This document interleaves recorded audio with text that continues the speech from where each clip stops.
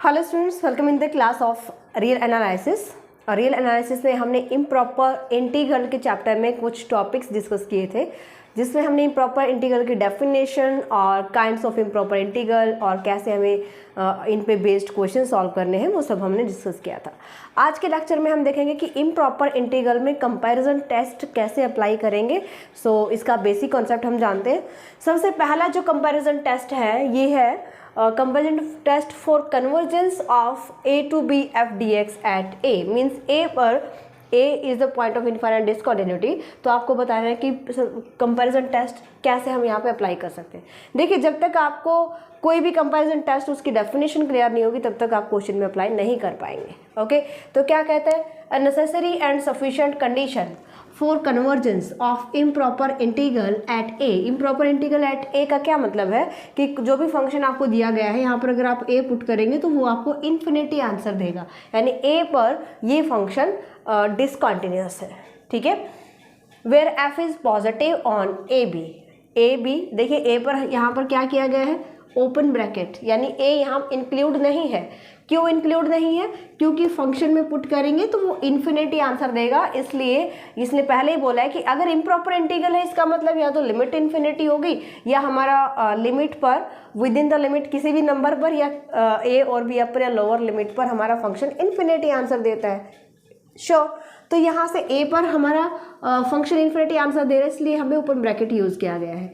Is that there exist, अभी क्या कह रहा है कि नेसेसरी एंड सफिशिएंट कंडीशन हमें गिवन है। मीन्स अगर improper integral a to b f dx अगर ये कन्वर्स करेगा तो कब करेगा, ये कंडीशन होगी। Is that there exist a positive number m independent of epsilon positive such that a plus epsilon to b f dx क्या आना चाहिए, less than any positive number. m क्या लिया हमने, कोई भी पॉजिटिव नंबर। एप्सिलॉन कहाँ लाई करेगा, 0 से b माइनस a के बीच में।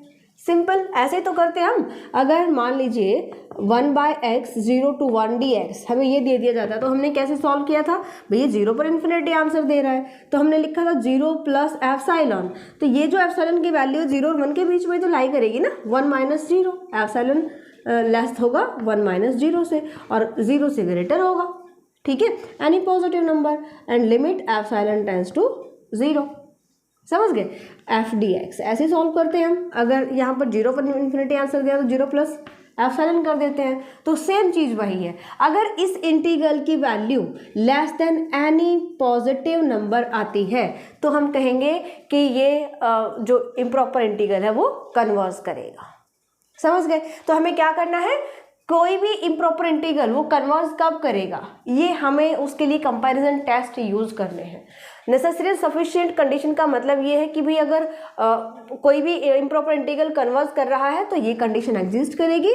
और अगर आपके पास एक पॉजिटिव नंबर है m and positive number epsilon तो हमारे पास क्या है, a plus epsilon to b f dx अगर लेस देन m है, so you can say that improper integral a to b f dx is convergent. ठीक है, तो ये रिजल्ट आपको अप्लाई करना है। इसका प्रूफ भी इंपॉर्टेंट है तो प्रूफ भी कीजिएगा। राइट, अब स्टार्ट होते हैं कंपैरिजन टेस्ट, जो कि फर्स्ट सेकंड थर्ड इस टाइप से आपके डिवाइड किए गए हैं। यहाँ पर क्या है, थोड़ा थोड़ा डिफरेंस है। आपको यही समझना है कि किस क्वेश्चन में हमें कौन सा कंपैरिजन टेस्ट अप्लाई करना चाहिए और कैसे करना चाहिए। ओके, तो सबसे पहले आपको दिया गया कंपैरिजन टेस्ट है तो दो फंक्शन हमारे पास होंगे। कंपैरिजन टेस्ट फर्स्ट क्या कहते हैं, इफ f एंड g हर एक इसकी जो कंडीशन होती है सब इंपॉर्टेंट होती है। f और g कैसे हैं, पॉजिटिव फंक्शंस हैं, are two positive functions such that f of x less है g ऑफ x से, f of x less than equal to g of x for all x belongs to A B. अब यहाँ पर a क्या है, point of infinite discontinuity, तभी तो improper integral होगा ना। ठीक है, तो अगर f of x less than है g ऑफ x से, a is the point of infinite discontinuity, then first आप कह सकते हो, देखो f ऑफ x फंक्शन छोटा है g ऑफ x से, तो g ऑफ x अगर कन्वर्स करेगा तो f ऑफ x भी डेफिनेटली कन्वर्स करेगा। क्योंकि इससे छोटी वैल्यू है, समझ गए। अगर यही किसी नंबर से लेस आ रहा है, इसका इंटीग्रेशन, अगर ये ए पर इम्प्रॉपर है, यहाँ पर आप लिखिएगा where A is infinite discontinuity, A is a point where a function is infinite discontinuous, जो भी आप यहाँ पे नोट कीजिएगा। तो यहाँ से क्या आ जाएगा, a to b g x g of x d x is convergent. अगर g function improper integral of function g converge करेगा तो definitely a to b f dx this improper integration is also convergent. ठीक है, तो question में कहीं पे भी आपको मिल जाता है कि दो फंक्शन जो कि एक लेस है दूसरे से, तो अगर हम ये प्रूव कर दें g ऑफ x कन्वर्ज कर रहा है तो हम सिंपली बता सकते हैं कि f ऑफ x भी कन्वर्ज करेगा।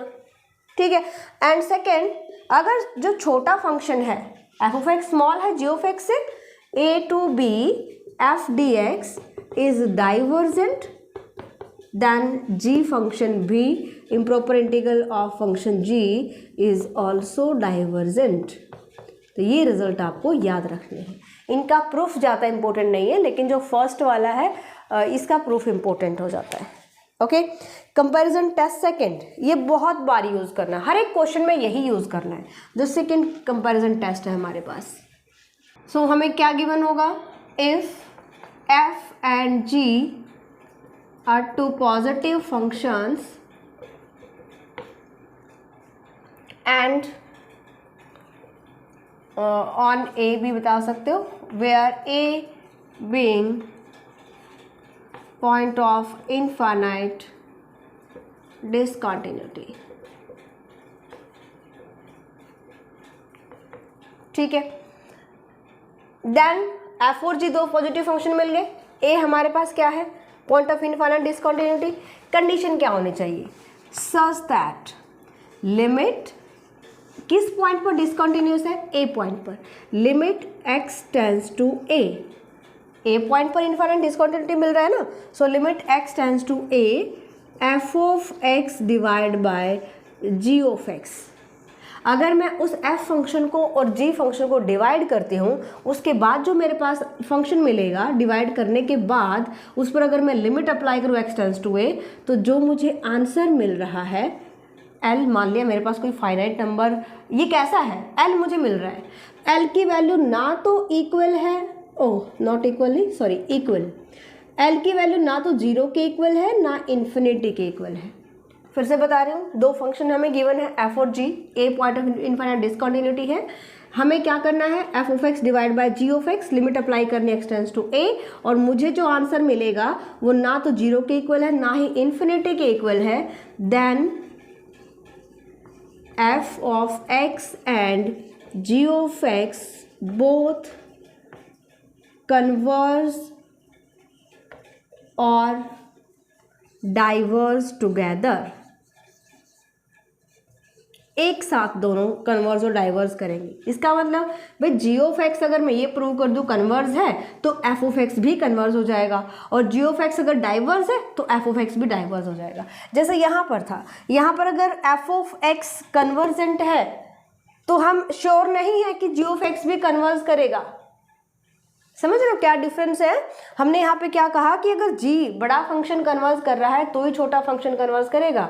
मैंने ये तो नहीं कहा कि छोटा फंक्शन कन्वर्ज कर रहा है तो बड़ा फंक्शन भी कन्वर्ज करेगा, ये श्योर नहीं है। ठीक है, तो ये श्योरिटी हमें कब मिल रही है, जब मैं f ऑफ x को g ऑफ x से डिवाइड करती हूँ, मुझे जो आंसर मिल रहा है वो ना तो 0 के इक्वल है ना ही इन्फिनिटी के इक्वल है। तब आप कह सकते हो कि अगर g ऑफ x कन्वर्ज कर रहा है तो f ऑफ x भी कन्वर्ज करेगा। एंड g ऑफ x की वैल्यू यहाँ पर where limit x tends to a g of x not equal to 0 आना चाहिए, तभी तो ये इन्फिनिटी आंसर नहीं देगा ना। Not equal to g of x की नॉट इक्वल टू 0 होना चाहिए। तो यहाँ पर जो लिमिट आएगी, ऐसा फाइनाइट नंबर जो ना 0 के इक्वल है और इन्फिनिटी भी नहीं आना चाहिए, ना ही मुझे इनफाइनाइट मिलना चाहिए, तब हम कह सकते हैं कि अगर f of x g x both converge diverge together. अगर आप f ऑफ x फंक्शन की कन्वर्जेंस इजीली प्रूव कर सकते हैं तो उसकी कर सकते हैं, अगर g ऑफ x की इजीली प्रूव कर सकते हैं तो उसकी कन्वर्जेंस प्रूव कर सकते हैं। g ऑफ x कन्वर्ज कर रहा है तो f ऑफ x भी कन्वर्ज करेगा, और f ऑफ x कन्वर्ज कर रहा है तो g ऑफ x भी कन्वर्ज करेगा। तो यहाँ से हमें मिल रहा है ये रिजल्ट। क्लियर। यहाँ से बड़ा फंक्शन कन्वर्स करेगा तो छोटा भी कन्वर्स करेगा, अगर छोटा फंक्शन कन्वर्स करेगा जरूरी नहीं है कि जी भी कन्वर्स करे। ओके, सिमिलरली छोटा फंक्शन अगर डाइवर्स कर रहा है तो जी भी डाइवर्स करेगा, क्योंकि जी ग्रेटर है एफ से, ठीक है। लेकिन अगर जी डाइवर्स कर रहा है तो ये जरूरी नहीं है कि एफ भी डाइवर्स करेगा। चलिए, अभी हमने कहा कि limit x tends to a, ये बार बार मैं नहीं नोट कर रही हूँ क्योंकि a is a point of infinite discontinuity हम लेकर चले हैं, और f of x g of x are positive functions in a to b semi close interval, ठीक है। हमने कहा कि f of x by g of x अगर इक्वल टू l आता है और ये इक्वल है नॉट इक्वल है 0 और इन्फिनिटी के, then f of x and g of x दोनों फंक्शन एक साथ कन्वर्स और डाइवर्स करते हैं, बोथ कन्वर्स और डाइवर्स टुगेदर। और अगर 0 के इक्वल आ जाए तो ना तो मतलब हमें यहाँ पे क्या मिल रहा है कि भाई ऐसा फंक्शन हो कि f of x divide by g of x limit x tends to a मुझे मिल जाए 1, तो ना ये 0 के इक्वल है ना इन्फिनिटी के इक्वल है, ना इक्वल टू 0 और इन्फिनिटी। और अगर ऐसा कुछ हो कि मुझे यहाँ पे 0 मिल जाए तो क्या रिजल्ट होगा? नेक्स्ट कंपैरिजन टेस्ट, और इनके प्रूफ भी आ जाते हैं, ऐसा नहीं है कि इम्पोर्टेंट नहीं है, तो आपको करने चाहिए एक बार। Okay, limit x tends to a f of x divide by g of x अगर इक्वल टू 0 के आ जाता है तो क्या कंडीशन होगी? इस केस में आप नहीं कह सकते कि एफ ऑफ एक्स और जी ऑफ एक्स एक साथ कन्वर्स और डाइवर्स करेंगे। इस केस में हमारे थोड़ी सी बाउंडेशन आ जाती है। हम यहाँ पे बताएंगे कि अगर जी ऑफ एक्स अगर कन्वर्स करेगा तो ही एफ ऑफ एक्स कन्वर्स करेगा। समझ रहे हो? अगर 0 आ गया, देखिए सीधी सी बात है कि भाई लिमिट अगर आपकी फाइनाइट आ गई, 0 भी तो फाइनाइट नंबर है, अगर इन्फिनिटी आ गया तो ऑब्वियसली डाइवर्स ही करेगा, है ना। कौन डाइवर्स करेगा ये भी हम डिस्कस करते हैं। अभी मुझे 0 मिल रहा है, दैट मीन्स फाइनाइट नंबर है, लिमिट मुझे फाइनाइट मिल रही है, तो यहाँ से आप बताओगे if a to b g of x is convergent then a to b f of x dx is also convergent. आप यहाँ पर इसका उल्टा नहीं कर सकते हो, मतलब अगर f कन्वर्स करेगा तो g भी कन्वर्स करेगा, ये रिजल्ट हम नहीं लगा सकते यहाँ पर, ठीक है।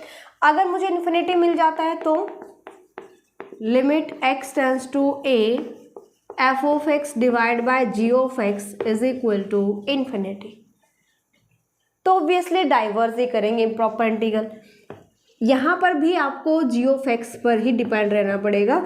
अगर g of x a to b g of x dx is divergent, अगर g ऑफ x डाइवर्स करेगा, और ऐसा भी नहीं है कि इन्फिनिटी आएगा तो हम g ऑफ x को कन्वर्स लिख सकते हैं, नहीं, 0 पर कन्वर्स करेगा, इन्फिनिटी आएगा तो g ऑफ x डाइवर्स करेगा, then f of x dx is also divergent. तो ये रिजल्ट आपको याद रखने हैं जिनको हमें अप्लाई करना है क्वेश्चंस में, ठीक है। नेक्स्ट इज मोस्ट इम्पोर्टेंट, और इसका प्रूफ तो आपको छोड़ना ही नहीं है, बिल्कुल भी नहीं, बहुत ज़्यादा इम्पोर्टेंट है। Improper integral a to b dx x minus a raise to power n। ध्यान से देखिएगा, अगर मुझे कुछ इस फॉर्म में मिल जाता है, देखते ही पता चल रहा है a is the point of infinite discontinuity for this integral. अगर a पुट करोगे तो मुझे यहाँ पे क्या मिलेगा? इन्फिनिटी मिलेगा। समझ गए? So this improper integration is convergent if x minus a की पावर क्या है? n। अगर n की वैल्यू लेस देन 1 है तो ये कन्वर्स करेगी, ठीक है। n की वैल्यू अगर लेस देन 1 है तो ये कन्वर्स करेगा। इफ एंड ओनली इफ आना चाहिए। अगर n लेस देन 1 है तो कन्वर्स करेगा। एंड इसी का देखिए मैं दूसरा रूप लिखूं, a to b dx x minus b raise to power n। यहाँ पर मैंने x माइनस ए किया था, यहाँ पर क्या कर दिया x माइनस बी।